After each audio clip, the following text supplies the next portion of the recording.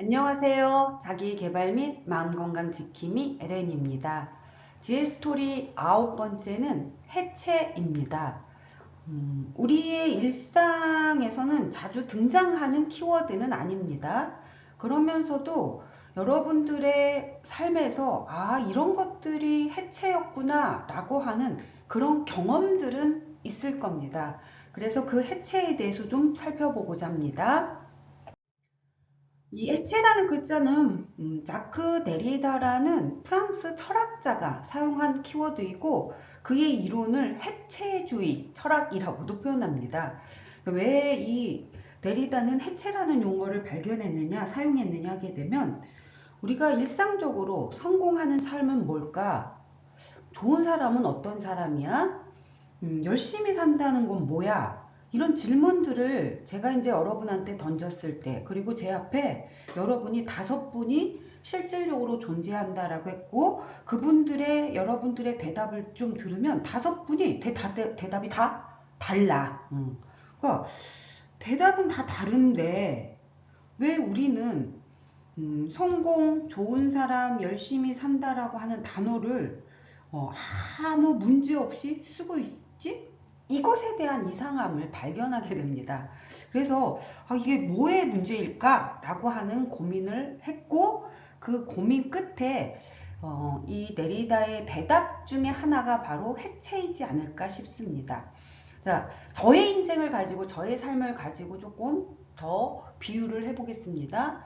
저는 개인적으로 우리 삶의 과정에서 이성, 진리, 본질 그런 것들은 좀 절대적인 값으로 좀 정해져 있다라고 생각하고 살고 있었습니다. 그래서 이런 것들은 절대적인 법칙인 거야 라고 하는 이런 개념을 가지고 살고 있었는데 물론 이 개념이 절대적으로 제가 갖고 있지만 제 앞에 타인의 삶을 좀 들여다볼 때는 제가 가지고 있는 이런 절대적인 법칙과 기준 고정되어 있는 것으로부터 좀 벗어났습니다. 그러니까 융통성은 발휘는 했습니다. 왜냐하게 되면 제가 생각하는 저의 삶의 기준은 나에게는 정답일 수 있어도 그들에게는 당신에게는 정답이 아닐 수 있다라고 하는 원리를 알고 있었기 때문에 저의 절대적인 법칙을 타인에게 강요하거나 타인에게 막 적용하려고 하진 않았습니다. 그리고 저와 다른 가치관에 대해서 저는 존중도 하고 인정도 하고 수용도 하고 있었습니다. 그런데 이제 저한테 어떤 문제가 발생을 하기 시작했느냐? 저의 나이가 이렇게 자꾸자꾸 한 살 한 살씩 들어가면서 제가 지켜온 저의 절대적인 기준들이 이제 흔들림이 등장을 했습니다.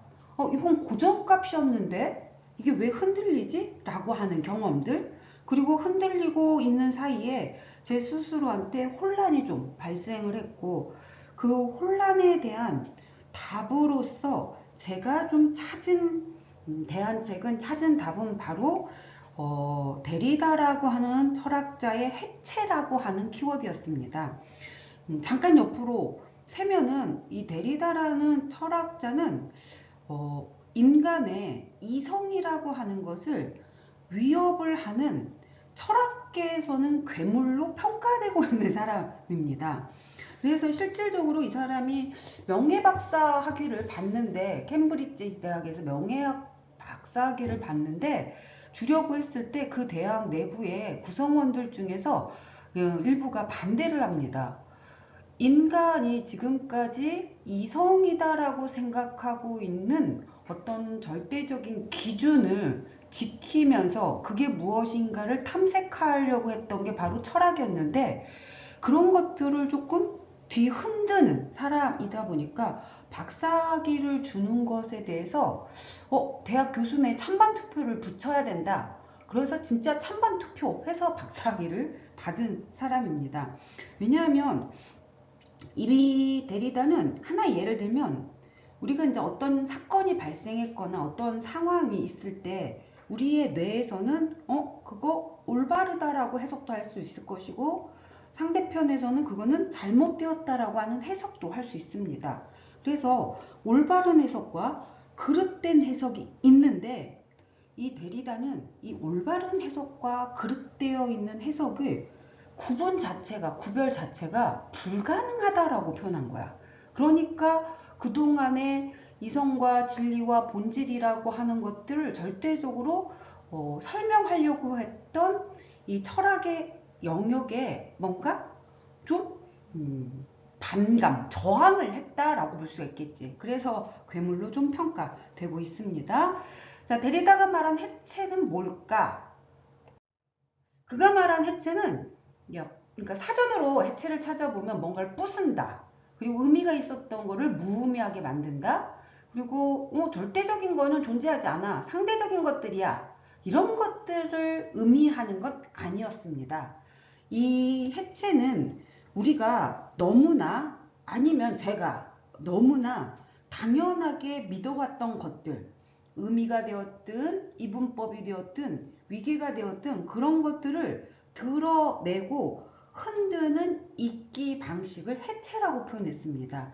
여기 뜬금없이 읽기 방식이 왜 등장했을까 했을 때 이 데리다가 공부를 할 때 철학의 영역에서 아니면 그때의 시대적인 흐름에서 이 말이라고 하는 게 있잖아. 음성성. 그 말이 문자보다 훨씬 더 우수하다라고 하는 음성주의를 비판하고자 했어. 그래서 텍스트, 글자, 문자 여기에 좀 집중을 하다 보니까 이 해체라고 하는 단어에 대한 정의를 내릴 때도 이렇게 흔드는 읽기 방식이라고 하는 걸로 좀 정의가 내려졌던 것 같습니다. 자, 제가 이제 여러분한테 우리가 당연하게 믿고 있는 구조 중에서 성공과 실패라고 하는 거, 정상과 비정상이라는 거, 이성과 감정이라고 하는 거, 남자와 여자라는 거, 공부를 잘한다라는 것과 못한다라고 하는 거, 이렇게 한 5가지의 이 구조만 가지고 봤을 때 빨간색으로 표기된 것들, 성공, 정상, 이성, 남자, 공부를 잘한다. 우리는 이 빨간색이 더 좋다라고 설정을 합니다. 그런데 이제 데리다는 왜 빨간색이 더 좋다라고 왜 빨간색이 더 중심이 돼야 돼? 이것에 대해서 의문을 좀 제기한 거지. 그러니까 아마 괴물로 평가를 하지 않았나 싶습니다. 저도 이제 이 부분을 보면서 그래 실패나 비정상이나 감정, 여자, 공부를 못하는 게 이게 메인이고 성공, 정상, 이성, 남자, 공부, 잘함이 이게 주변일 수도 있는데 우리는 통념적으로 빨간 글씨를 메인이라고 하고 그 옆에 있는 실패와 비정상과 감정과 여자와 공부를 못하는 걸 주변으로 생각하고 살았구나 라고 하는 이러한 흐름들이 좀 들어가 있는 것 같습니다. 자, 그러면 우리의 삶의 과정에서 조금 더 데리다가 말한 해체를 좀 갖고 와서 한번 제가 이해하고자 하는, 해석하고자 하는 한 예를 좀 들어보겠습니다. 성공이라고 하는 단어의 해체입니다. 부모 세대는 좀 안정되어 있는 직장을 갖는 게 성공이다라고 하는 의미를 추구했습니다. 그런데 이제 요즘에 뭐 MZ라고 표현을 하고 있는 젊은 세대를 들여다보면 일을 할 때 워라밸이라든지 그러니까 일과 여가나 놀이 이것들이 조금 보장이 돼야 되는 거야. 그리고 내가 만족하는 게 되게 중요한 거야. 요런 인식을 좀 하고 있습니다. 그러면 우리가 성공이라고 하는 이 글자에 대해서 가지고 있었던 어떤 의미가 고정되어 있는 값이 아니라 시간이 지나면 사회가 바뀌면 시대의 변화에 따라서 달라질 수 있는 건 아닌가? 라고 하는 생각입니다. 그래서 성공은 고정되어 있는 의미가 아니라 시대적 산물일 수도 있는 겁니다. 자, 스펙이라고 하는 글자도 한번 해체해 보겠습니다. 우리가 이제 제가 대학 다녔을 때는 기억에 저희는 3 스펙이라고 했거든. 근데 어느 날 5, 어느 날 7, 어느 날 9, 최근의 기사에서는 11, 그러니까 11개 스펙까지 요구한다라고 하는, 그러니까 11개 스펙이 있다라고 하는 이러한 기사를 본 적이 있습니다. 학점, 토익, 인턴, 연수 이런 것들이 이제 스펙의 구성 요인인데 그럼 이거 다 갖추고 있으면 진짜 능력이 있어? 라고 하는 부분입니다. 왜냐하면 이렇게 7개의 스펙이 되었든 9개의 스펙이 되었든 이걸 다 갖추고는 있지만 현장에 들어가서는 오히려 그 스펙에서 요구하고 있는 것보다는 다른 역량들을 요구하고 있는 경우가 정말 더 많습니다. 그러면 능력이라고 하는 이 글자 안에는 무엇이 들어가 있고 무엇이 배제되어 있는가 라고 하는 이러한 질문도 던져볼 수 있을 것 같습니다. 열심히 했다라고 하는 이 글자에 대한 이 삶의 방식에 대한 해체입니다. 밤새 공부를 하거나 밤새워서 일을 했어. 진짜 열심히 한 거야? 라고 할 때, 또 반면에 내가 효율적으로 쉬었어. 그런데 그건 진짜 게으름이야? 라고 하는 거.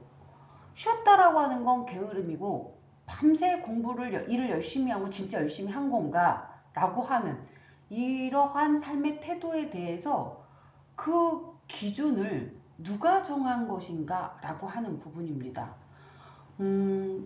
누군가는 3시간 일하고 열심히 했다라고 할 수 있고 누군가는 7시간을 해야 열심히 했다라고 할 건데 우리는 어떤 기준을 정해놓고 시간의 양을 많이 하면 많이 할수록 열심히 한 것이고 시간을 투자하지 않으면 열심히 하지 않은 걸로 하는 것. 이런 것들의 기준은 어디에서 언제 누가 정했는가 이런 부분들에 대한 질문입니다. 마지막으로 이제 자존감이라고 하는 저의 이제 학문적 용어이기도 한데 이 부분에 대해서도 우리의 한번 해체를 해보면 나는 왜 이렇게 자신감이 부족하지? 왜 이렇게 자존감이 없지? 라고 말하는 학생들이 있습니다. 그럼 제가 이제 물어봅니다. 너는 너의 자존감이 왜 부족한 것 같아? 왜 없는 것 같아? 물어보면 꼭 대답 중에 타인들이 등장합니다. 그리고 타인의 삶의 방식을 들여다보면서 내 것은 초라한 것들 아니면 나의 주변에 나를 생각하고 있는 중요한 타인들이 나한테 주는 메시지들이 있어. 그치, 네가 하는 게 그 모양이지 라고 하는 이런 언어들을 들어. 자, 그러면 그런 언어들을 듣고 자존감이 자꾸 낮아지는데 나는 타인의 언어로 나를 평가하는 것이 적절한가? 라고 하는 이러한 질문을 좀 던져볼 수 있을 것 같습니다. 어쩌면은 우리가 살면서 삶이라고 하는 것은 이게 고정되어 있는 게 아니라 이렇게 자꾸 흔들리는 것에서 사는 것인데 자꾸 뭔가 성공, 안정되어 있는 것, 고정되어 있는 것을 픽스시키고 그 이외에 흔들린 것들을 내가 자꾸 거부하고 인정하지 않고 살고 있지는 않는가 이런 생각을 제가 하게 되었습니다. 안정되고 온 것은 좋고 괜찮고 정상적인 것이고 흔들리는 것은 싫고 불편하고 비정상적인 것 이런 기준으로 살고 있지는 않았는가 라고 하는 부분입니다. 삶은 좀 전에 언급을 했던 것처럼 고정값이 아니라 흔들림으로 사는 것인데 그 흔들림을 없애려고 너무 부단하게 애를 썼던 건 아니었는가 라고 하는 부분입니다. 제가 제 스스로 저의 삶을 노력을 하고 애를 쓰고 살고 있었는데 그 삶에 대해서 제 스스로 대견하지도 않고 뿌듯하지도 않고 이런 것들이 점점 나이가 들면서 생각하게 되었고 그 이유가 뭘까? 라고 하는 질문에 대해서 제가 찾은 답변은 이 데리다의 해체라고 하는 키워드에서 좀 찾았고 그래서 조금 위로가 되었던 경험이 있습니다. 자, 삶이 흔들린다라는 것은 의미가 내가 지켜왔던 의미가 흔들린다라는 것은 어쩌면은 삶이 열려 있다라고 하는 뜻일 수도 있을 것 같습니다.